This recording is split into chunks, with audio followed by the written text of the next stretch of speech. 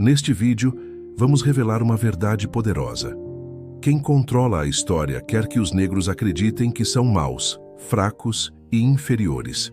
Essa mentira funciona até hoje, porque muitos ficam chateados ou ofendidos quando são chamados de preto. E isso acontece justamente por não conhecerem suas raízes e sua verdadeira história. Essa falta de conhecimento fortalece o racismo e mantém viva a colonização mental, que quer apagar o orgulho negro e o reconhecimento da nossa força, cultura e espiritualidade. Aqui, vamos mostrar como romper com isso e resgatar essa identidade real. Se você quer fazer parte dessa luta para descolonizar a mente dos negros, se inscreva no canal, deixe o like e compartilhe. Quanto mais gente entender essa verdade, mais forte será a resistência. Juntos, vamos reescrever a história e recuperar o orgulho. Se ainda existe alguém que realmente acredita que uma mãe africana, ciente do destino de abuso, tortura e morte reservado à sua filha, a teria vendido voluntariamente para o sistema escravista, então é urgente abrir espaço para uma conversa séria, profunda e fundamentada. Porque essa ideia, por mais que se espalhe como meme, comentário ou argumento de internet, não é apenas uma falsificação histórica, ela é uma violência simbólica que perpetua o trauma colonial. Os mesmos mecanismos de desumanização que sustentaram a escravidão. Cada vez que essa frase é repetida, renova-se o golpe. Um golpe que não atinge apenas o passado, mas fere o presente de milhões de pessoas negras que buscam se reconectar com sua história e identidade. É assustador constatar que, mesmo em pleno século XXI, essa narrativa ainda encontra eco. E mais doloroso ainda é perceber que ela circula inclusive entre pessoas negras, entre jovens da diáspora, muitas vezes formados por uma educação colonizada que não lhes deu acesso à verdadeira história africana. Uma história que não começa na escravidão, e muito menos pode ser reduzida a ela. Uma história que foi silenciada propositalmente, distorcida, ocultada sob camadas de culpa imposta para manter uma única coisa: o distanciamento entre os descendentes de África e sua ancestralidade. A frase "os próprios africanos vendiam uns aos outros" é uma das justificativas mais cruéis e maliciosamente plantadas pelo discurso colonial. Ela foi construída para inverter os papéis históricos, para transformar as vítimas em cúmplices, os agredidos em responsáveis, os oprimidos em algozes. E ao fazer isso, permitiu que os impérios europeus lavassem as mãos de seus crimes contra a humanidade. O tráfico de africanos foi uma operação internacional, violenta, sustentada por exércitos, fortificações, chantagens econômicas e destruição cultural. Não foi uma negociação entre iguais. Foi um cerco planejado, onde as opções colocadas à frente de muitos reinos africanos eram cruas e limitadas: ceder ou ser destruído. É necessário dizer com todas as letras: nenhum povo, nenhuma cultura, nenhuma espiritualidade que valorize a vida aceitaria em condições normais entregar suas crianças, suas mulheres, seus velhos e jovens para um destino de tortura e morte. A noção de venda, dentro dos padrões morais africanos, não tem relação com a mercantilização da vida humana, como praticada no tráfico transatlântico. Na cosmovisão africana, o ser humano é sagrado. A maternidade é mais do que um vínculo familiar. É um elo espiritual que liga o presente aos ancestrais. Uma criança não pertence apenas aos seus pais biológicos, mas à comunidade, ao clã, ao universo espiritual que a acolhe. É por isso que a ideia de vender um filho simplesmente não se sustenta sob os valores que regem as sociedades tradicionais africanas. Mas então, o que de fato aconteceu?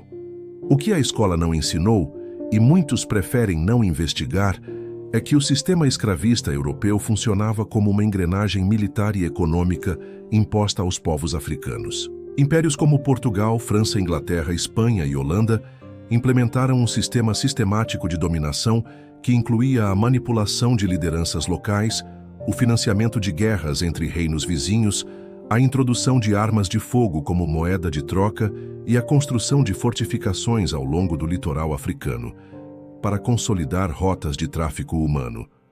Reinos sofisticados como o Congo, com estruturas políticas e diplomáticas estabelecidas, foram desestabilizados por essa lógica de dominação externa. Houve resistência, sim. Nomes como Rainha Nzinga de Ndongo e Matamba são prova disso. Mas também houve colapso, traição forçada, acordos feitos sob ameaça de destruição total.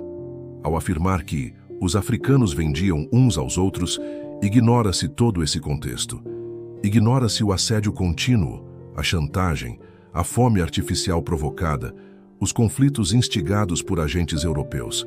Reduz-se uma situação de guerra, de sobrevivência forçada, a uma troca comercial voluntária, o que é, no mínimo, uma deturpação perversa da realidade. Seria o mesmo que afirmar que a vítima de um assalto, que entrega sua carteira ao ladrão, o faz por livre vontade. Não se trata de justificar ou romantizar.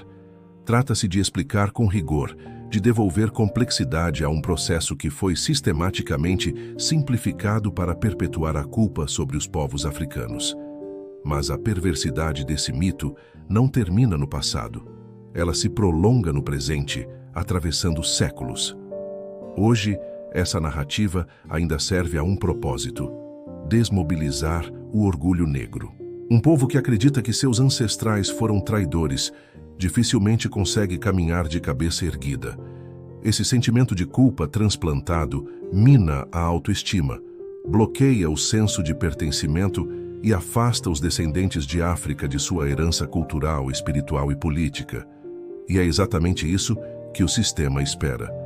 Um povo sem identidade forte é mais facilmente manipulado, mais facilmente colonizado, mesmo depois do fim oficial do colonialismo. Quando uma criança negra cresce ouvindo que foi o próprio povo dela que se vendeu, ela internaliza o abandono.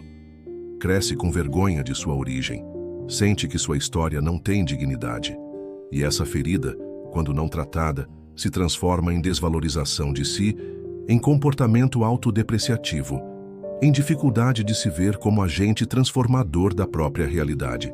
A colonização mental começa nessa narrativa, e é por isso que ela precisa ser enfrentada com todas as ferramentas possíveis: história, cultura, espiritualidade, educação e, sobretudo, verdade.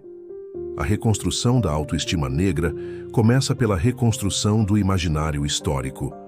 Não se trata apenas de revisar o passado, mas de devolver ao povo negro as chaves da sua própria narrativa. Quando uma criança aprende sobre o Império do Mali, que possuía universidades, astrônomos e intelectuais antes mesmo da Europa conhecer a palavra renascença, ela percebe que sua herança não é a escravidão, é a sabedoria. Quando descobre quem foi Amílcar Cabral, Marcus Garvey, Thomas Sankara ou a Rainha Nzinga, ela começa a entender que resistir faz parte de sua linhagem. Que ser africano ou descendente de africanos é carregar em si um legado de luta, criação e força coletiva. Por isso, mais do que nunca, é preciso dizer: o que falta ao povo negro não é autoestima, é conhecimento. E conhecimento não se adquire apenas com diplomas, mas com contato real com as histórias, com os símbolos, com os saberes que foram silenciados. A cura do trauma colonial passa pelo resgate do que foi negado. Passa pela reconstrução de uma espiritualidade própria, por uma educação libertadora, por uma reconexão com a ancestralidade. E esse resgate, longe de ser um modismo ou uma tendência, é um chamado histórico. Quem se dedica a esse trabalho, de falar sobre dor, sobre reconstrução, sobre história, não o faz por vaidade, não o faz por visualizações ou aplausos, o faz porque entende que essa é uma missão, porque entende que educar, neste contexto, é um ato de desobediência às mentiras estruturais. É um gesto de lealdade à memória dos que vieram antes e de compromisso com os que ainda virão. Se você chegou até aqui, a mensagem é simples e direta. Pare de repetir mitos coloniais. Não reforce narrativas criadas para manter a opressão. Ensine às próximas gerações que suas raízes são profundas, fortes e férteis. Que existe, sim, uma África que resistiu, que ainda resiste e que sempre existirá enquanto houver memória e consciência. Porque a libertação começa pela mente. E toda vez que a verdade é dita, uma corrente se quebra, Se este conteúdo fez sentido para você, deixe seu comentário contando qual mito sobre a África ou a história negra você já ouviu e quer ver desconstruído aqui.